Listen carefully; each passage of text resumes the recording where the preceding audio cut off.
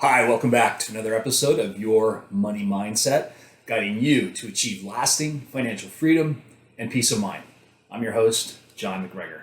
Today, I want to talk about one of the largest expenses you will incur over your lifetime and how you can do something about it. So stay with me.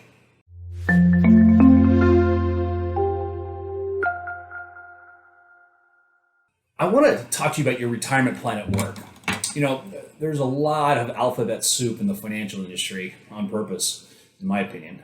And what we'll be talking about is the 401k, 403b, or 457 plan and how much these may be costing you over your lifetime. And let me start by saying these workplace retirement plans are a very, very good retirement vehicle for your future. And I am in no way trying to dissuade you from utilizing them and taking advantage of all their incredible benefits. In fact, I would encourage all of you to take advantage of them because you can really accumulate a lot of money in them over time if they're managed properly. And I've spent years providing 401k consulting to a variety of companies of all shapes and sizes. And I will tell you this, I've never heard in the thousands of conversations I've had with people or employees that say to me, quote, "I wish I could put less money into my retirement plan." You just don't hear that. But it's also very important to know that these retirement plans were never meant to be your sole retirement vehicle. In fact, they were designed just to be a supplemental retirement plan to supplement a pension that you are also going to receive as well. Sadly, as you may know, things have changed radically as we've now seen fewer and fewer pension plans that are being offered to individuals, and therefore these workplace retirement plans like the 401k we're discussing have now become your sole source for your retirement. And this is a very scary proposition for so many people involved. You know, in the past, people were reliant on their company pension for the retirement. They worked hard for 30 years and then they retired on a full pension, which in many cases equated to about 80% of what they were earning prior to their retirement while working. Now, that's no longer the case today, as fewer and fewer pensions are being offered. And of those companies that do have a pension, many people are grandfathered in, the older employees, and not offering them to the new and younger employees. But here's the problem, what I consider to be the biggest time bomb lurking in the shadows that very few people are talking about. Now, even those pensions that were guaranteed are being challenged in court, and many people are seeing those guaranteed pensions cut significantly. And I often hear people say to me, "John, they guaranteed me my pension and it's in writing." Well, I'm here to tell you, sadly, if there's no money, there's no money. And this powder keg is getting ready to explode as more and more pensions across the country are becoming more and more underfunded. So that leads us to what we're talking about today. And that's the defined contribution plan. In other words, the 401k, 403b, 457 plans. And as many of you know, the funding from these plans comes mostly from yourselves, the employees, and in many cases, the employer will match some funding up to a specific percentage. Basically, it's free money they're giving you as an incentive for you to contribute your own money. Then it's left to you, the employee, to figure out how best to manage that money and how best to maximize returns while minimizing risk. But the other component to this that most employees must be conscious of this are the fees they're paying. And contrary to the over 35% of people surveyed who think these plans are free, they are not. And despite their widespread use, many people have no idea how 401k plans or others work, especially when it comes to the costs of these retirement savings accounts. So let me be clear. I don't think there's anything wrong with fees being charged on your retirement plans. Fees are inevitable in every service we utilize, right? And 401k plans are no different. They require a lot of work from a lot of people to manage and administer, and everyone has to get paid. The issue here is, are the fees reasonable for the services being rendered? And fees can be a great destroyer of wealth if you're not careful. Look, these retirement plans can be a very powerful way to save for your retirement, but you really should understand all the underlying fees and expenses as you save for retirement and make sure you're getting the most for your money. The investment options you have access to all vary in what they cost And that's why it's important to look at each one, not only from a performance standpoint, but from a fee standpoint as well. A recent study by the Center for American Progress found the typical American worker who earns a median salary starting at age 25 will pay about $138,000 in fees over their lifetime in their plan. And the cost is even greater for high-income earners. Now, fees have come down quite a bit over the years due to competition and more regulatory oversight. But having said that, I still see plans that are charging excessive and unnecessary fees. So why is this so important? Well, let me show you an example. This side, let's assume you have $50,000 in your retirement plan now, and you're contributing $5,000 per year. You're assuming a 7% rate of return over the next 25 years. Now let me pause here for a moment so you can kind of take this in. In this next example, in this case, you're paying a 2% annual fee. In this case, you'd end up with $419,000. Do you see that? And the total cost of fees over that time period would be almost $190,000. Now let's take that same example and adjust the fee down to 1%. And I've heard over and over again, John, it's just 1%. It's no big deal. Well, it is. I will tell you, it's a big deal. So take a look at this. In this example, with a fee of 1%, you would end up with $505,000, and your fees are now $104,000. And in this slide, you'll see the difference between the two. It's a whopping $85,000 of lost money simply by lowering your costs by 1%. That is huge. And by the way, the same rules apply for any money that's being managed on your behalf, not just workplace retirement plans. So you want to be very careful of any fees you are paying for any money management services that you're receiving. And here's why this happens to so many companies I've seen over the years.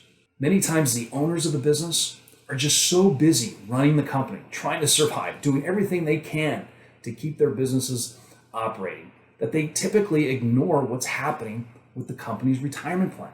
And by the way, if you're an employer watching this, you must be aware of this critical fact.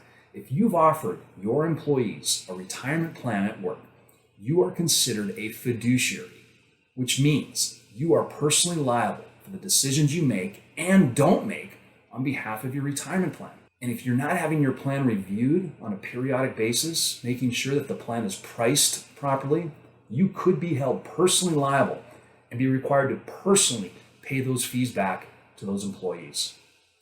You want to run a plan comparison analysis to see how your plan stacks up against other plans of similar sizes. This way, you can get a real apples to apples comparison about how your plan is priced relative to other similar plans.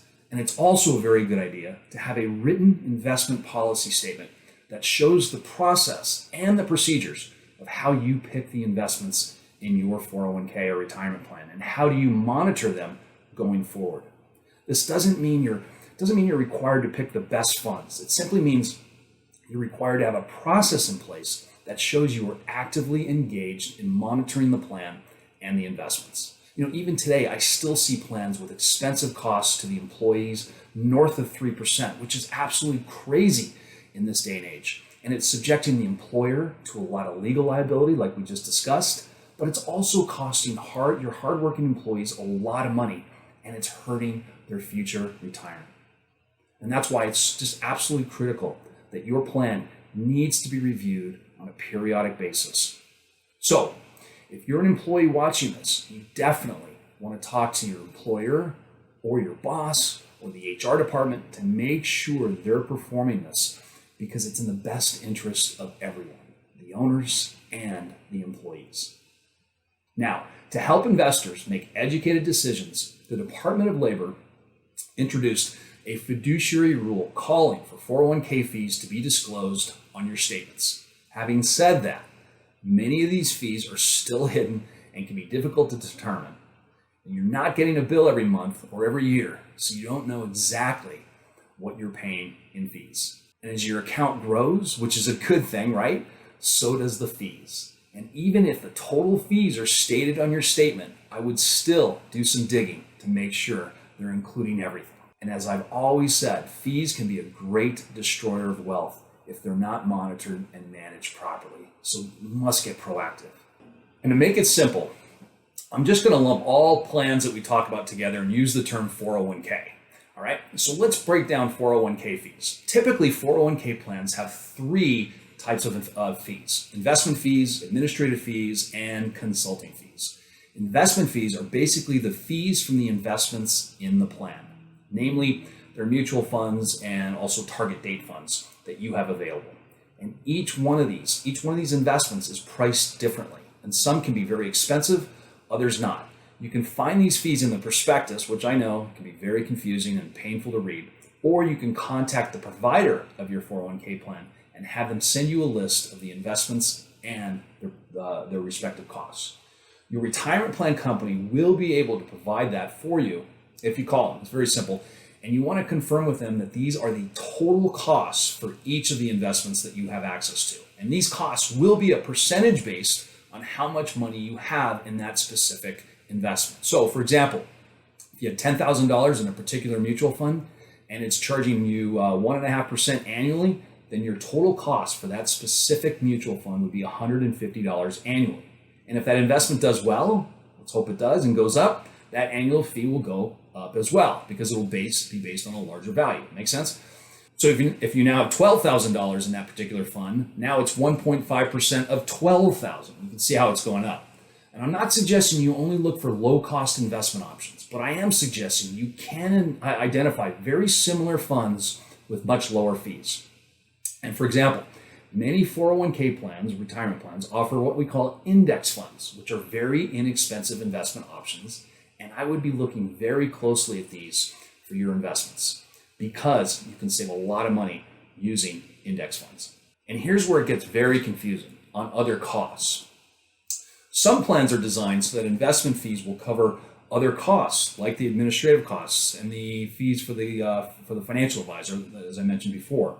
Other times, those fees will be paid for by the employer or by total plan assets in the entire 401k plan. It all depends on how the plan was set up. You need to get involved and drill down and find out precisely how much you're paying in fees. It's absolutely critical, and you need to figure that out in terms of a percentage of your assets in the plan.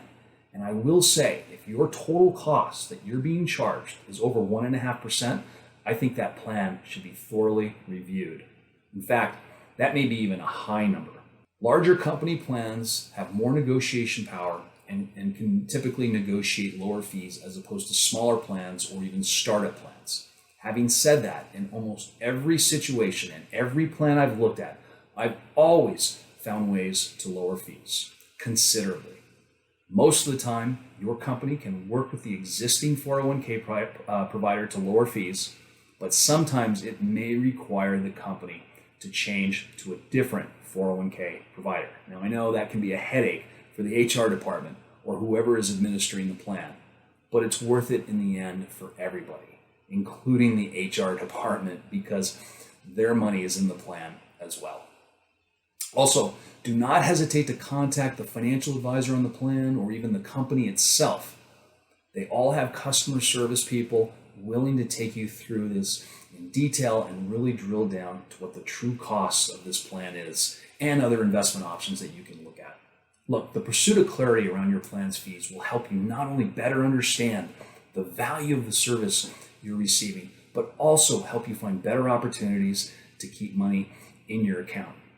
After all, every dollar saved is a dollar that can grow and secure your future, and that's what your 401k plan is all about, right? Well, I hope that was helpful and cleared up some confusion that you may have had in this very, very important area that's affecting millions of people. To wrap up, I want to offer you an opportunity to discover once and for all how close you actually are to living the life you deserve to live, the life you've always envisioned for yourself and for your family. The Thrive Path Assessment you'll find on my website was specifically designed for you to determine where in fact you are on your path to financial freedom and financial peace of mind. This assessment that can and will be one of the most important steps you take in your journey to financial freedom. The Thrive Path Assessment has been specifically designed to determine the why and where, in fact, you are on your path to financial freedom and peace of mind. And without a starting point, it's very hard to move forward and achieve your goals and desires. Take 10 minutes now and find out for yourself. I'm John MacGregor, founder of ThrivePath, the revolutionary solution to your financial freedom and peace of mind. And here's to your financial success and overall happiness, upward and onward. Don't forget to hit subscribe and leave a comment below. I'd love to hear from you. Take care. See you next time.